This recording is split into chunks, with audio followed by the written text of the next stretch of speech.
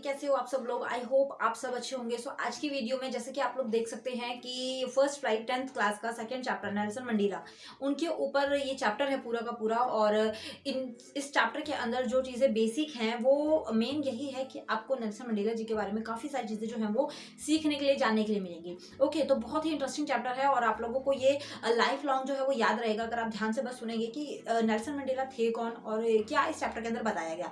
First of all जो ये आप लोगों को दिख रहा है लॉन्ग वॉक टू फ्रीडम, इसके ये जो है वो नेल्सन मंडेला जी के द्वारा ही लिखी हुई एक बुक है और उसी के अंदर से ये कुछ लाइंस जो है वो आपको इस चैप्टर के अंदर दिख रही हैं बस, ठीक है ना। तो इस चीज़ को आपने समझना है। अब बात आती है कि नेल्सन मंडेला हैं कौन और ये जो है इनके अंदर जानने वाली क्या बात है। तो फर्स्ट ऑफ ऑल मैं बता दूं कि जैसे आप लोगों ने इंडियन हिस्ट्री के अंदर महात्मा गांधी जी का नाम सुना है ना, सुना है। हर कोई जो है वो महात्मा गांधी जी को जानता है। अब उनके बारे में हमने क्या क्या सुना है। स्वतंत्रता सेनानी थे, जो लड़ाई हुई अंग्रेजों के साथ, उन्होंने उसमें पार्टिसिपेट किया और आज़ादी के लिए बहुत सारे सेक्रीफाइसेस किए, बहुत सारे लोग जो है उन्होंने अपनी जान गंवाई। तो बहुत सारी चीज़ें हमने अपनी इंडियन हिस्ट्री में सुनी हुई हैं। वैसे ही उस टाइम पर जो टाइम जब चल रहा था अमेरिका और अफ्रीका के बीच में भी बहुत सारी चीज़ें ऐसी होती थी। तो जो नेल्सन मंडेला जी हैं वो क्या थे, बहुत टाइम उन्होंने सेक्रीफाइस किया।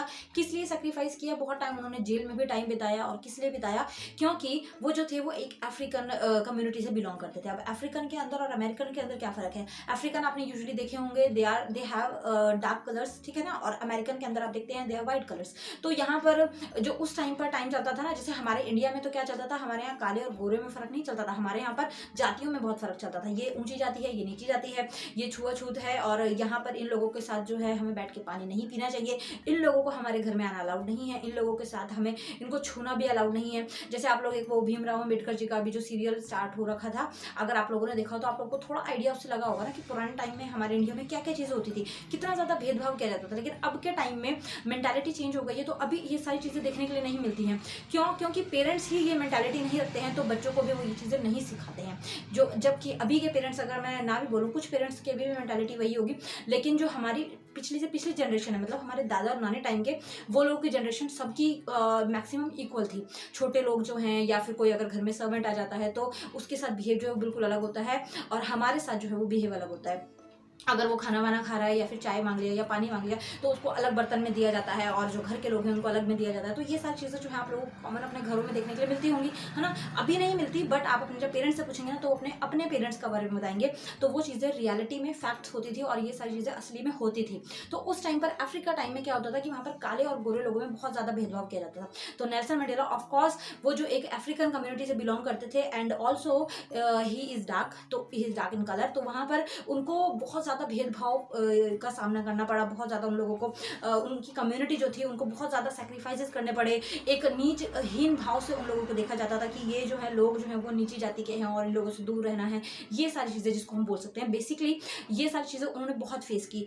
20 to 30 ईयर्स जो है वो जेल में भी उन्होंने बिताए, बहुत सारे उन्होंने लड़ाई करी और बहुत सारे प्रोटेस्ट में उन्होंने पार्टिसिपेट किया, बहुत कुछ हुआ एंड एंड में जाकर जो है उन्होंने एक जीत हासिल की जो कि 10 मई 1994 उस टाइम पर उनको जो है पहला जो है राष्ट्रपति बनाया गया, ठीक है ना। और वो जो है वो फर्स्ट अफ्रीकन राष्ट्रपति मतलब प्रेसिडेंट थे, ठीक है ना। तो वहाँ पर इस वजह से तब से उनकी जो मेंटालिटी थी ये थी कि हम लोगों को ये चीज़ें जो हैं वो बिल्कुल भी जो छुआछूत होता है और जो ऊंची जाति नीची जाति होती है उनको लेके हमें ये चीज़ें ख़त्म करनी है।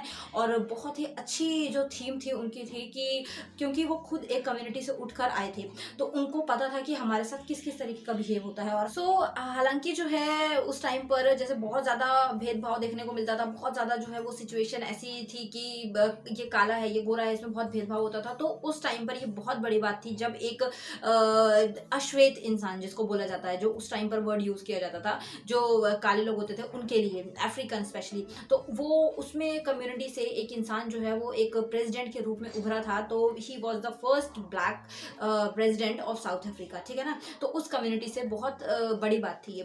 तो अब क्या था कि जब एक कम्युनिटी से जो एक इंसान जो है वो बड़ी पद्धति पर एक आ जाता है तो उसके दिमाग में वो चीज़ें रहती हैं कि हमारे साथ जो जो चीज़ें हुई, हमारी कम्युनिटी जो आने वाली जनरेशन उनके साथ ये ना हो। और उनकी जो सोच थी वो बहुत ही अच्छी थी, बहुत ज़्यादा वो एक प्रोटेक्टिव नेचर के थे और जिसको बोल सकते हैं कि एक पॉजिटिव एटीट्यूड उनके अंदर था।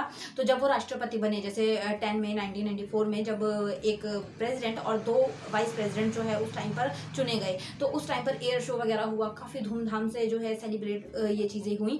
तो उसके बाद में उन्होंने कुछ उनकी मेंटालिटी है, कुछ उनकी थिंकिंग है जो आपको चैप्टर के अंदर देखने के लिए मिलेगी। बाकी उनका पूरा का पूरा फोकस यही होता था कि ये जो भेदभाव है उसको ख़त्म करना है। जो उन्होंने बचपन से लेकर अब तक जितना टॉर्चर सहा है, हमारी कम्युनिटी ने जितना टॉर्चर सहा है, उस चीज़ को ख़त्म करना है।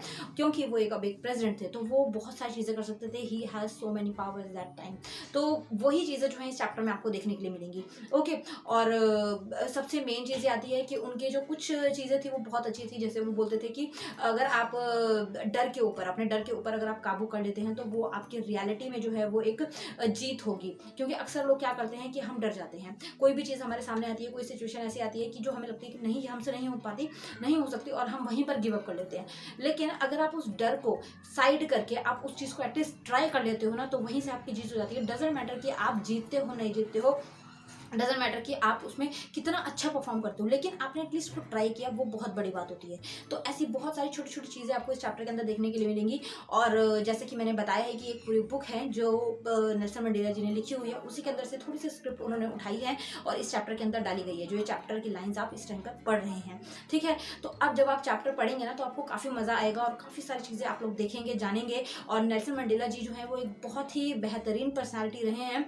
हालांकि अभी भी आप जब उनको नेट पर सर्च करेंगे तो आपको उनके बारे में काफ़ी सारी चीज़ें जानने के लिए, सीखने के लिए और समझने के लिए मिलेंगी। हालांकि हमारी लाइफ में बहुत सारी ऐसी पर्सनैलिटीज़ हैं जिनके बारे में हम पढ़ के बहुत सारी चीज़ें सीख सकते हैं।